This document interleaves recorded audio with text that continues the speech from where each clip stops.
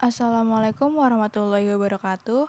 Perkenalkan, kami dari kelompok 8 akan mempresentasikan makalah kami yang berjudul Ekonomi Kesejahteraan. Sebelumnya, perkenalkan saya Putri Nisrina bersama teman saya Mutia Alivia. Jadi, ekonomi kesejahteraan merupakan suatu cabang ilmu ekonomi yang mempelajari keinginan atau desirability, efisiensi, dan pemilihan berbagai penggunaan sumber daya oleh masyarakat. Prinsip-prinsip kesejahteraan ada 3. Yang pertama, kepentingan masyarakat yang lebih luas harus didahulukan dari kepentingan individu.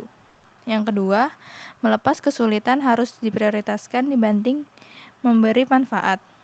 Dan yang ketiga, kerugian yang besar tidak dapat diterima untuk menghilangkan yang lebih kecil. Konsep kesejahteraan dapat dirumuskan sebagai padanan makna dari konsep martabat manusia yang dapat dilihat dari 4 indikator antara lain A. Rasa aman, B. Kesejahteraan, C. Kebebasan, dan D. Jati diri. Biro Pusat Statistik Indonesia menerangkan bahwa guna melihat tingkat kesejahteraan rumah tangga suatu wilayah ada beberapa indikator. Yang pertama ada tingkat pendapatan keluarga, yang kedua ada komposisi pengeluaran rumah tangga, yang ketiga ada tingkat pendidikan keluarga, yang keempat ada tingkat kesehatan keluarga, dan yang kelima ada kondisi perumahan serta fasilitas yang dimiliki. Kesejahteraan dapat diukur dari beberapa aspek kehidupan. Yang pertama ada dengan melihat kualitas hidup dari segi materi, yang kedua dengan melihat kualitas hidup dari segi fisik, yang ketiga dengan melihat kualitas hidup dari segi mental, dan yang keempat dengan melihat kualitas hidup dari segi spiritual. Ukuran kesejahteraan. A. Pengukuran dari sisi fisik, yaitu ada Human Development Index atau indeks pembangunan manusia. Yang kedua ada Physical Quality Life Index atau indeks mutu hidup. Dan yang ketiga ada Basic Needs atau kebutuhan dasar. Dan yang keempat ada GNP atau kapita atau pendapatan per kapita. B. Pengukuran dari sisi konsumsi dan produksi. Dari sisi konsumsi, maka kesejahteraan bisa diukur dengan cara menghitung seberapa besar pengeluaran yang dilakukan seseorang atau sebuah keluarga untuk kebutuhan sandang, pangan, papan, serta kebutuhan lainnya dalam waktu atau periode tertentu. Fungsi kesejahteraan sosial, ukuran-ukuran yang diterapkan kepada setiap penggunaan atau utility perseorangan untuk menentukan kondisi apa yang diinginkan oleh masyarakat. Ada 4 pandangan tentang fungsi kesejahteraan sosial diantaranya. Yang pertama ada egalitarian, yaitu semua anggota masyarakat menerima jumlah yang sama dari barang dan jasa. Yang kedua ada Rawlsian, yaitu memaksimumkan penggunaan dari orang yang paling tidak sejahtera. Yang ketiga ada utilitarian, yaitu memaksimumkan penggunaan total dari masyarakat. Dan yang keempat ada orientasi pasar, yaitu alokasi sumber daya yang efisien oleh pasar yang paling adil. Efisiensi Pareto, yaitu keuntungan masyarakat dan kesejahteraan sosial akan meningkat dengan adanya relokasi sumber daya sehingga semua individu memperoleh keuntungan atau paling tidak ada satu individu yang memperoleh keuntungan dan tidak ada individu lain berkurang. Jenis tingkatan kesejahteraan. Yang pertama ada Pareto optimal. Dalam tingkatan Pareto optimal terjadi peningkatan kesejahteraan seseorang atau kelompok pasti akan mengurangi kesejahteraan orang atau kelompok lain. Yang kedua ada Pareto non optimal, yaitu dalam kondisi Pareto non optimal terjadinya kesejahteraan seseorang tidak akan mengurangi kesejahteraan orang lain. Dan yang terakhir Pareto superior. Jadi, dalam kondisi Pareto superior, terjadinya peningkatan kesejahteraan seseorang tidak akan mengurangi kesejahteraan tertinggi dari orang lain. Menurut teori Pareto tersebut, ketika kondisi kesejahteraan masyarakat sudah mencapai pada kondisi Pareto optimal, maka tidak ada lagi kebijakan pemerintah yang dapat dilakukan. Next. 3 aspek efisiensi Pareto. Yang pertama, ada efisiensi dalam pertukaran, yang kedua ada efisiensi dalam produksi, dan yang ketiga ada efisiensi dalam keseluruhan. Selanjutnya akan dilanjutkan oleh Mutia Alivia. Terima kasih. Oke, yang pertama ada efisiensi dalam pertukaran. Perekonomian dikatakan efisien jika individu-individu di dalam perekonomian, baik konsumen maupun produsen, telah berada dalam kondisi keseimbangan melalui mekanisme pertukaran. Menurut Pareto, alokasi sumber daya dikatakan efisien bila barang dan jasa yang ada tidak dapat direalokasi antar konsumen tanpa membuat salah satu konsumen dirugikan atau menurunnya kepuasan. Efisiensi pertukaran ada MRSA sama dengan MRSB. Contohnya, si A menjual sepeda motor kepada si B seharga 12 juta untuk ditukarkannya dengan kulkas seharga 13 juta. Dengan begitu, kesejahteraan dari A berkurang.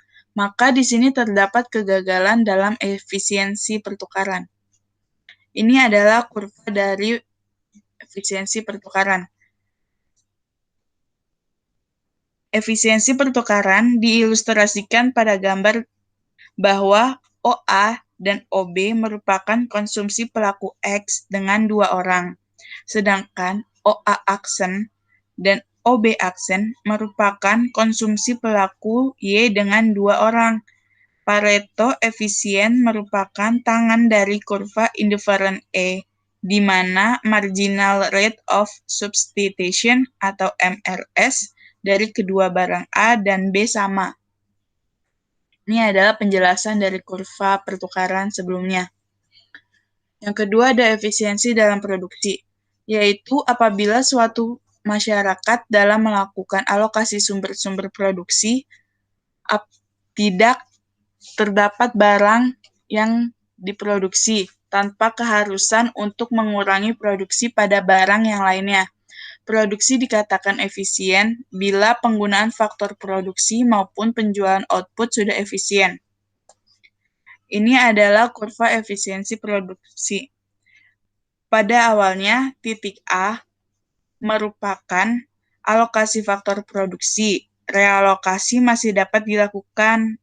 Di aman, faktor produksi masih dapat digunakan lebih banyak untuk sandang dan pangan.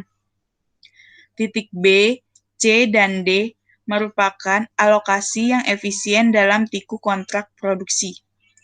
Ini adalah penjelasan dari kurva efisiensi produksi sebelumnya. Yang A, penggunaan faktor produksi. Penggunaan faktor produksi dikatakan efisien secara teknis bila faktor produksi yang digunakan untuk memproduksi output yang satu tidak dapat direalokasikan untuk menambah output yang lain tanpa mengurangi produksi output yang bersangkutan. Syaratnya ada MRTS X sama dengan MRTS Y sama dengan MRTS Z sama dengan W per R, di mana MRTS merupakan tingkat penggantian secara teknik tenaga kerja ke modal, sedangkan W merupakan gaji, dan R merupakan harga modal. Yang B, efisiensi output. Sebuah perekonomian dikatakan mencapai efisiensi output jika barang dan jasa diproduksi dengan biaya paling rendah, produsen mencapai keseimbangan di mana MRTYX sama dengan PX per PY. Barang dan jasa yang diproduksi memenuhi kebutuhan konsumen dan mencapai keseimbangan konsumen. Yang ketiga ada efisiensi dalam keseluruhan. Efisiensi dalam keseluruhan suatu ekonomi adalah jika tidak seorang pun yang dapat ditingkatkan kesejahteraannya dengan tanpa membuat kesejahteraannya yang lainnya berkurang. Pertama ada barang publik. Karakteristik barang publik itu ada bersifat non-rival, yaitu barang dapat dikonsumsi bersamaan pada waktu yang sama tanpa saling meniadakan manfaat. Yang kedua ada bersifat non-eksklusif, yaitu seseorang tidak perlu membayar untuk menikmati manfaat barang publik. Yang ketiga ada tidak semua barang publik mempunyai sifat rival dan non-eksklusif. Barang eksklusif dan non-eksklusif. Barang private. Barang private adalah barang yang memiliki sifat berkebalikan dengan barang publik. Sifat dari barang private itu ada secara tipikal barang yang diperoleh melalui mekanisme pasar, di mana titik temu antara produsen dan konsumen adalah mekanisme harga. Sedangkan barang publik semu, yaitu barang yang manfaatnya dirasakan bersama dan dikonsumsikan bersama tetapi dapat terjadi kepadatan. Yang ketiga ada barang publik, yaitu barang yang apabila dikonsumsi oleh individu tertentu tidak akan mengurangi konsumsi orang lain. Selanjutnya ada masalah dalam penyediaan barang publik. Pertama, ada pengukuran permintaan barang publik, yang kedua pendanaan, yang ketiga penyediaan dan produksi barang publik. Selanjutnya ada efisiensi penyediaan barang publik. Karena sifatnya pengadaan, barang publik tidak dapat dilakukan melalui mekanisme pasar persaingan sempurna.